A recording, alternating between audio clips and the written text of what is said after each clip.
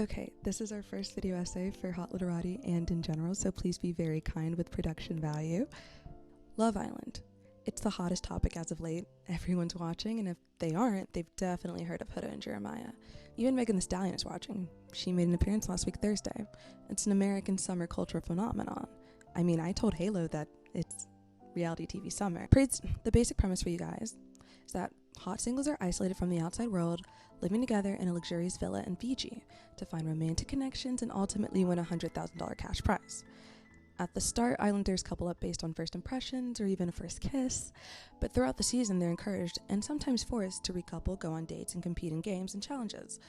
New Islanders are periodically introduced to stir things up, and public votes and eliminations create drama and competition. Contestants who fail to stay couple up are vulnerable and usually get sent home, but when you look at it, it's more than that. When it comes down to it, Love Island is a social experiment. Social experiment, for definition, is a type of research done in fields like psychology or sociology to see how people behave in certain situations or how they respond to particular policies or programs. Love Island could genuinely be a chapter written in a psychology book. It's an isolated, highly controlled environment with the Islanders as subjects and bombshells challengers, and Casa Amor all as differing variables. Contrary to its name, we all know that Love Island isn't really about love. It's about the emotional reaction, the drama, and the ratings. Producers construct scenarios to observe how Islanders will respond under pressure, in isolation, and under constant surveillance. Similarly, the Stanford prison experiment's aim was to examine and understand situational roles, labels, and expectations and their effects on normal people. They screened participants to be physically and mentally stable, mature, and least involved in antisocial behavior. Zimbardo, the head of the experiment, concluded that people will readily conform to social roles that they are expected to play. Basically, if you put normal people in an environment that was evil, they themselves would inherently become evil. The guards were placed in a position of authority and acted in ways that they would not usually in their normal lives, and the same goes for prisoners who gave up into submission.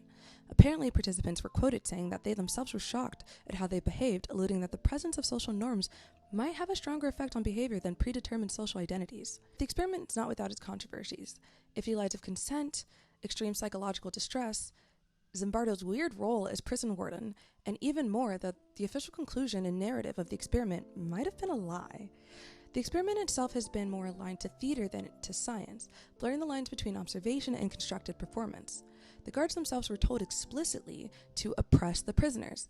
Carlo Prescott, a paid prison consultant during the study, wrote that he felt the guards were encouraged, either directly or indirectly, to act brutally, that much of the guards' behaviors were not spontaneous, but were inspired by stories he had told researchers about real prison abuse he had witnessed or experienced.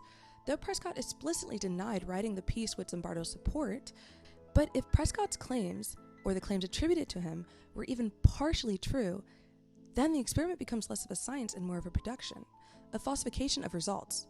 And instead of an experimental head, he was more of a producer directing the drama. His active role of the experiment denies him the identity of the impartial viewer, and because of his presence, he becomes the ultimate authority of power for the participants to act for. The heart of his comparison lies in the exploitation of participants and how that affects the mindset and results of the participants' behavior. Both artificial spectacles designed for manipulation under the guise of observing natural human behavior, but really crafted for power, control, and, in Love Island's case, profit. Yes, both participants and Islanders gave their consent, but still, isn't it odd that we have, to an extent, normalized the spectacle of public distress just because they agreed to be subjected to it? Does going on a show that promotes fame and love justify or even compensate for the emotional distress and trauma that the contestants likely go through? Especially since it's accelerated by the isolating and extreme environment. Zimbardo's coaching of the guards mirror the Love Island producers feeding or withholding information to shape behavior. For example, last season after Casa Amor, several male Islanders claimed they weren't told that bringing back another girl meant committing or recoupling, only that they were open to exploring new connections, arguably creating the season's most iconic drama. Love Island producers control the narrative with edits, prompt new arrivals, and challenges, often to stir and incite entertainment. But unlike the Stanford prison experiment, the narrative is also partially in the hands of the people. We vote, we speculate, we choose to watch these people in emotional distress and to root for chaos. We say that Islanders should crash out more or celebrate couples breaking up, but not for justice, for drama. We vote to split up Jeremiah and Huda, not because they were bad together, but because we wanted to see what would happen next. Many TikToks were giddy about the drama that would ensue after Huda. The power is in the hands of the producers and the audience, underlined with the role of entertainment and profit. In this sense, we also choose to abuse our power, or rather, accept it without critically engaging with the ways it affects the islanders. Like Zimbardo, the producers are the unseen puppet masters, but unlike the Stanford guards, we're not shocked at our own behaviors. We accept it. We even enjoy it. Not just because it's entertaining, but because we've grown comfortable watching people unravel so long as it's on screen. And maybe we too should be unsettled by being a part of it all.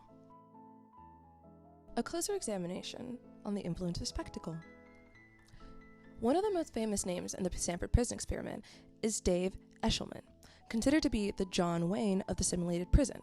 As many failed to replicate the experiment, few can also replicate the show as authentically and wildly as MTV's 2009 Jersey Shore.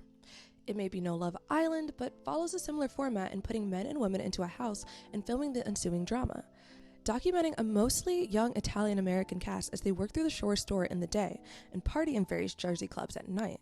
In a similar fashion to the experiment, there is a token villain. Many can agree that, especially in earlier seasons, that person is known as the Situation, also known as the Sitch, but properly known as Mike Sorrento. Now, Mike was certainly not committing atrocities that were on par to getting the name John Wayne, denying them basic human needs, but his behavior was something that calls for close examination. Is it the state of environment, or is it the watchful eye that makes us do things we otherwise may not have acted on? In one testimony made by Eshelman in the Stanford magazine, he claims that he wanted to make sure that researchers would have something to work with. His duty as guard was more about his duty to creating results. It's impossible not to watch Mike's behavior in the Shore house and not feel the desperation he had to cultivate a specific image, one so pervasive that it drove wedges between him and the rest of the house as the episodes progressed. There's something notably unnatural about how he speaks to the camera as well. From snide comments about one member and referencing himself in the third person, it's important to note that we cannot demand authenticity from systems designed to entertain. Let it be producer or researcher manipulation driving the events. One thing remains true for both the Shore house and the simulated prison. Cast members and guards are heavily and personally influenced by their roles as spectacles. In addition to the drama that producers facilitate, cast members, like the Situation, feel further inclined to give them something to work with, through instigation at the detriment of their own likability, exactly how Eshelman believed that he was truly furthering the experiment by pushing the envelope as a guard. His willingness to instigate and to sacrifice one's sense of self for more attention is nothing new to reality TV, and sometimes weeds out who will be successful based on how much they are willing to be hated. Jersey Shore was never intended to be poked and prodded as much as the experiment was. As timeless and entertaining as the show is, it is still incredibly interesting to examine the social structures that begin to develop as members get more comfortable in front of cameras, and with that, more brave. Be it reality TV or human experiment, it's abundantly clear that these things possess a person to act in ways that can be harmful, controversial, but above all else, effective and entertaining. I mean, when it comes down to it, all attention is good attention.